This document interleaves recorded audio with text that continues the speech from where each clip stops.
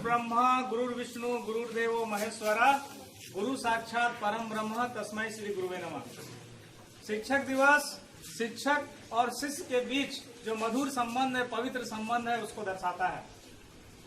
आज के समय जब शिक्षा में गुणात्मक ह्रास हो रहा है, आज के समय जब गुरु शिष्य के पवित्र संबंध में ग्रहण लग रहा है, ऐसे परिस्थितियों में शिक्षक दिवस का महत्व और भी अधिक हो जाता है।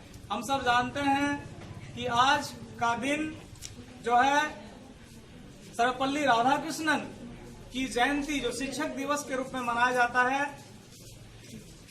और उनकी याद में हम मनाते हैं। आज के दिन मैं सबसे पहले उन सभी शिक्षकों को, गुरुओं को नमन करूंगा जिनके परिश्रम से, जिनके स्नेह से, जिनके मार्गदर्शन से मैं स्वयं आज एक शिक्षक बन पाया। सबसे पहले मैं यहाँ से विद्यालय परिवार की उपस्थिति में मैं सभी उन गुरुओं को नमन करता हूँ, वंदन करता हूँ, चरण स्पर्श प्रणाम करता हूँ जिनके मार्गदर्शन नहीं होते तो शायद मैं शिक्षक नहीं बन पाता। साथ ही पिछले 20-25 वर्षों से अध्यापन कार्य में जुड़े रहने के कारण विभिन्न जगहों पर प्रत्यक्ष अप्रत्यक्ष रूप से सैकड़ों हजारों छात्र का मार्गदर्शन करने का मौका मिला, उन्हें अध्यापन करने का मौका मिला, उनके बीच रहने का मौका मिला। तो आज हमारे छात्र जहां भी हैं, जिस जगह भी हैं, मैं उनके लिए मंगल कामना करता हूं, उनके उज्जवल भविष्य की कामना करता हूं कि वो खुश रहें, खूब आगे बढ़ें, खूब तरक्की करें। सर्वपल्ली राधाकृष्णन आज शिक्षक दिवस के रूप में जिनके कारण मना रहे हैं, वो एक बहुत विद्वान व्यक्ति थे, बहुमुखी प्रतिभा के धनी थे। बहुमुखी प्रतिभा मतलब एक ऐसा व्यक्ति जिसके अंदर बहुत सारे गुण हों। उनके अंदर क्या गुण थे? वो एक मेधावी छात्र थे, सबसे पहला गुण ये था। दूसरा, ये बहुत बड़े दार्शनिक थे, फिलोसफर। पूरे विश्व में एक विख्यात फिलोसफर के रूप में उनकी गिनती होती थी। वे एक बहुत बड़े राजनयिक थे।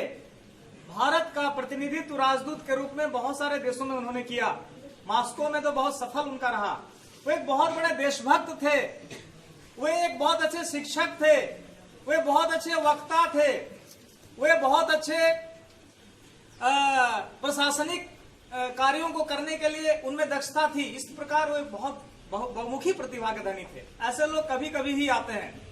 उन्होंने दर्शन शास्त्र, भारत के दर्शन शास्त्र को पूरे विश्व में स्थापित करने का काम किया। भारत को जो लोग ठीक से नहीं जानते थे, उनके काम के कारण जानने लगे। जब वो विद्यार्थी थे तो विद्यार्थी जीवन में विवेकानंद को बहुत पढ़ते थे, वीर सावरकर को बहुत पढ़ते थे। और जो विद्यार्थी विवेकानंद और वीर सावरकर को पढ़ेगा, उसका चरित्र, उसकी नैतिकता कैसी होगी आप समझ सकते हैं। विवेकानंद जैसा कोई आध्यात्मिक पुरुष नहीं, वीर सावरकर जैसा कोई राष्ट्रभक्त नहीं, और ये दोनों का छाप उनके छात्र जीवन में पड़ा था। मैं ये भी कहना चाहूंगा आज के दिन कि जब वो 1962 में राष्ट्रपति बने, देश के पहले उपराष्ट्रपति थे वो, और राजेंद्र प्रसाद के बाद दूसरे राष्ट्रपति बने वो देश के। 1962 में जब वो राष्ट्रपति बने तो उस समय राष्ट्रपति का वेतन 10,000 रुपये हुआ करता था। लेकिन उनकी सादगी को देखिए कि जब वो राष्ट्रपति बने तो उनके खर्च के लिए सिर्फ 2,500 रुपये अपने वेतन से लेते थे।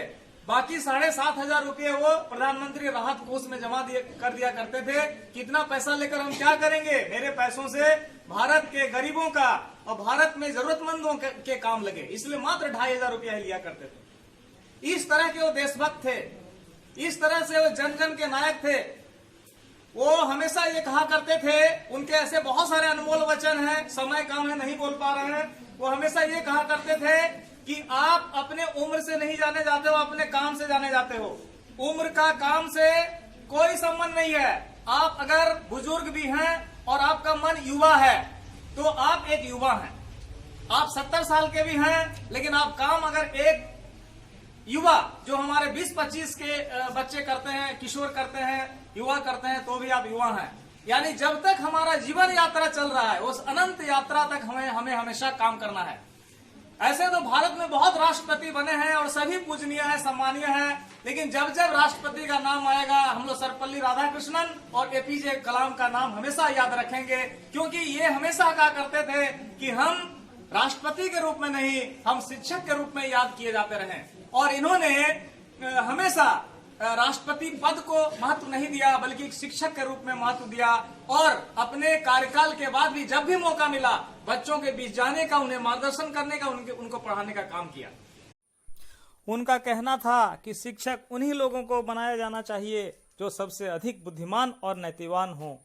सिर्फ अध्यापन से संतुष्ट होना ही शिक्षक नहीं, बल्कि उसे अपने छात्रों का स्नेह और अपार आदर भी अर्जित करना चाहिए।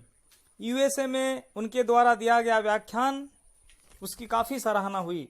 1929-30 में मैनचेस्टर कॉलेज का प्राचार्य उन्हें बनाया गया और धर्मों के तुलनात्मक अध्ययन पर उनके दिए गए भाषण सुनकर उस समय उपस्थित प्रसिद्ध दार्शनिक रसेल ने कहा था, मैंने अपने जीवन में इतने अच्छे व्याख्यान कभी नहीं सुनी। 1929 में जब ऑक्सफोर्ड विश्वविद्यालय में थे तो गांधी और टैगोर वाला एक लेख उन्होंने लिखा था। इस ग्रंथ के लिए उन्होंने आइंस्टीन, पर्लबक, टैगोर जैसे चोटी के विद्वानों से लेख प्राप्त किए थे। बाद में यह लेख कोलकाता के एक प्रसिद्ध अखबार में प्रकाशित भी हुआ था। ग्रंथ का नाम था an introduction to Mahatma Gandhi, essays and reflections on Gandhiji's life